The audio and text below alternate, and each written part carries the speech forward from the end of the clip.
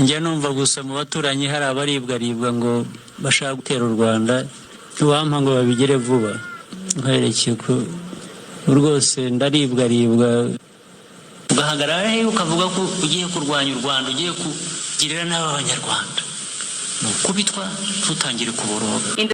jewe rero umuntu yitwa Neva mubona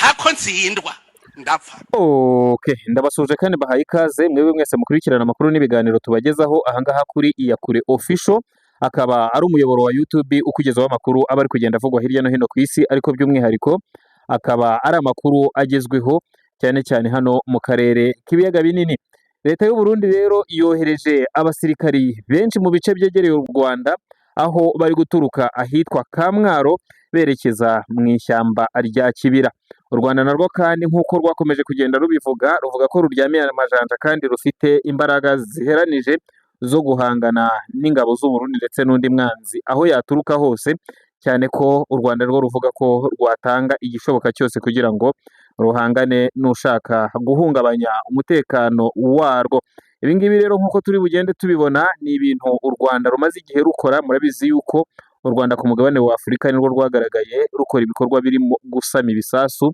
ndetse no gukubitira umwanzi ahareba inzega, ubwo batsindaga abacanshuro ndetse bagaha n'inzira abaturutse muri Afurika y'Amajyepfo SADC bari baje muri Repubulika Iharanira Demokarasi ya Kongo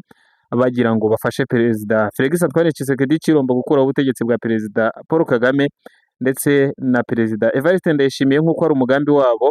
bamaranye igihe, ariko mu by'ukuri bikaba byarabananiye. U Burundi rero bwo buracyahanyanyaza bushaka guhirika ubutegetsi bwa Perezida Paul Kagame.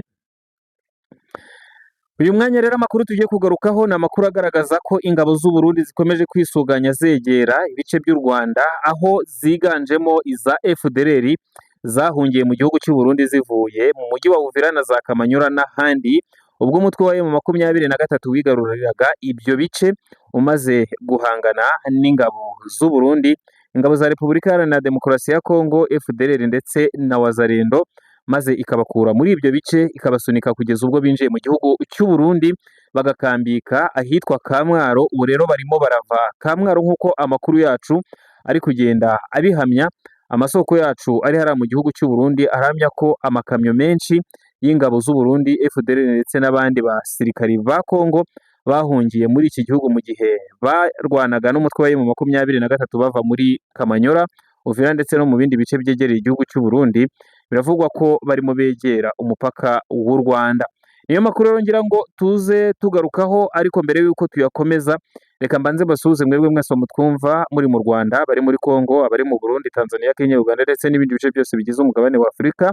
Mwese ndabasuhuje kandi bahaye ikaze muri aya makuru yacu y'aka kanya. Nongera kandi guha ikaze mwebwe mwese mutwumva muherereye ku migabane ya kure, haba ku mugabane wa Amerika, umugabane wa Aziya, umugabane w'Uburayi. Mwese ndabasuje kandi bahaye ikaze muri aya makuru yacu y'aka kanya, ari nako kandi mbararikira kujya munsi y'iyi video maze mukareba handitse ijambo subscribe cyangwa se sabone, ubundi mukarikandaho. Ntimwibagirwe kandi no gukanda ku nzogera kugira ngo amakuru n'ibiganiro byose dukora umunsi ku wundi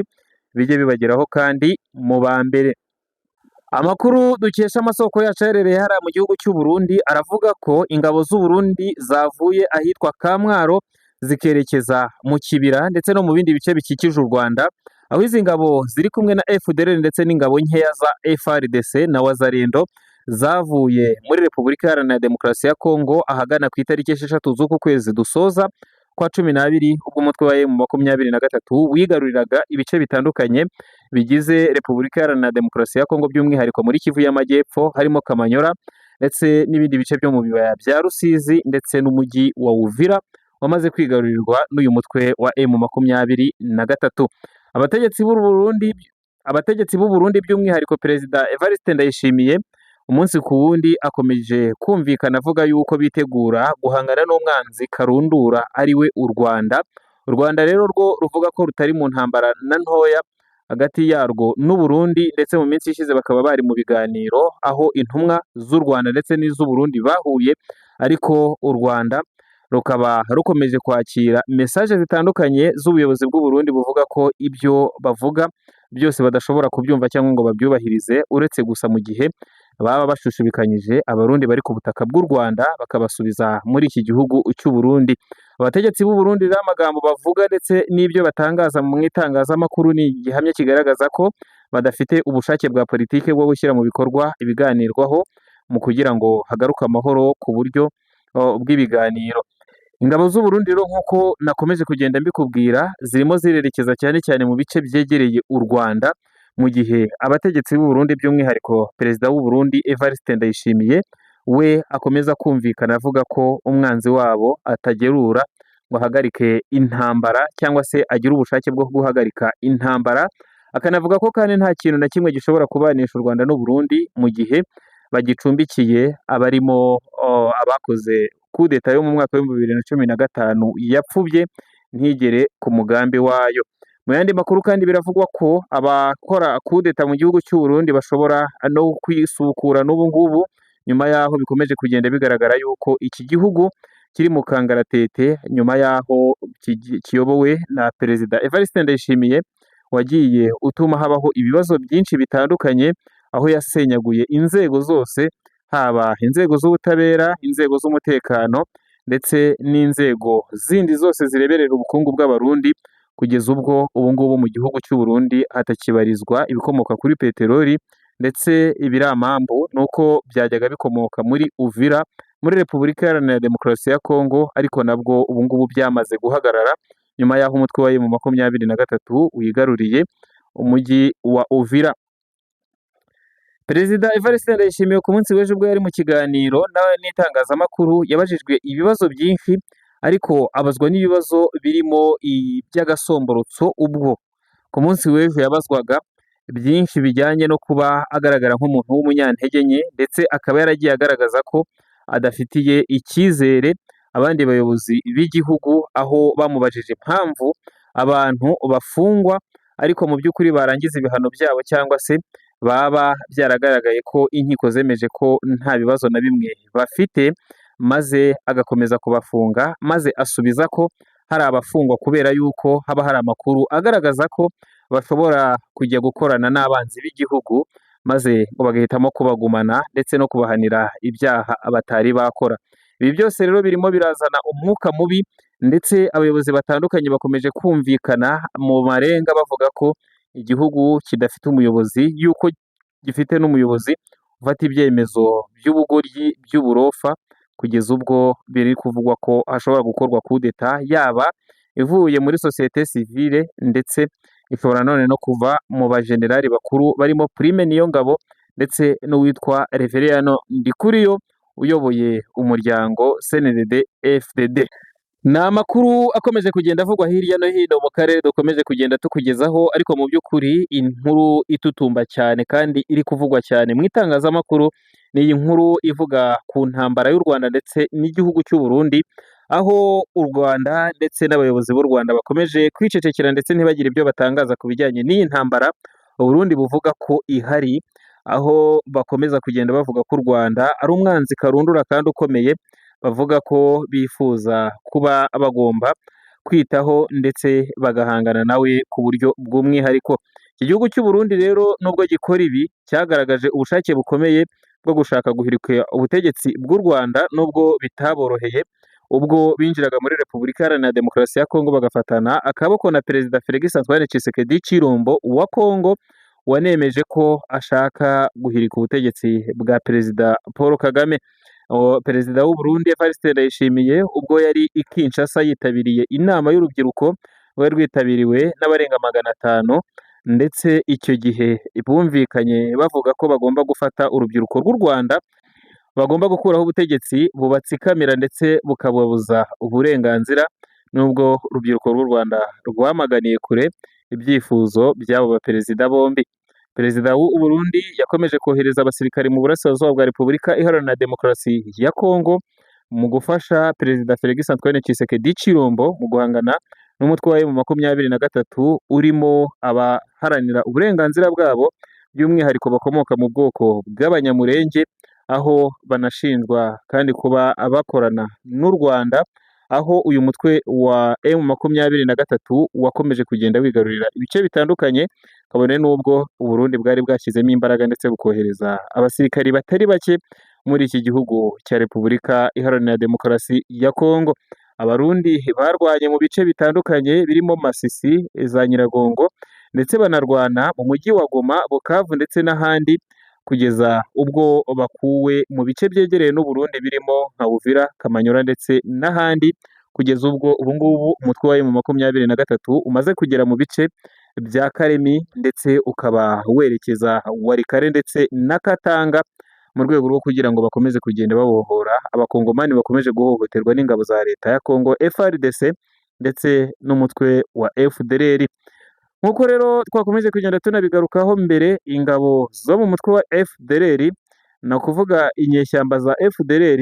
zikorana bya hafi n'ingabo za leta ya Kongo, ingabo z'u Burundi ndetse n'imbonerakure. Kuri ubu ngubu biravugwa ko igice kinini cy'aba basirikari ba FDLR bamaze kwinjira mu gihugu cy'u Burundi. Ubu ngubu rero nk'uko twabikubwiye bakaba bari kuvanwa aho bari bahungiye Kamwaro begerezwa ibice by'u Rwanda kugira ngo batangire kugaba ibitero ndetse no gutera udutero shuma ku butaka bw'u Rwanda. Ubutaka bw'u Rwanda rero biragoye ko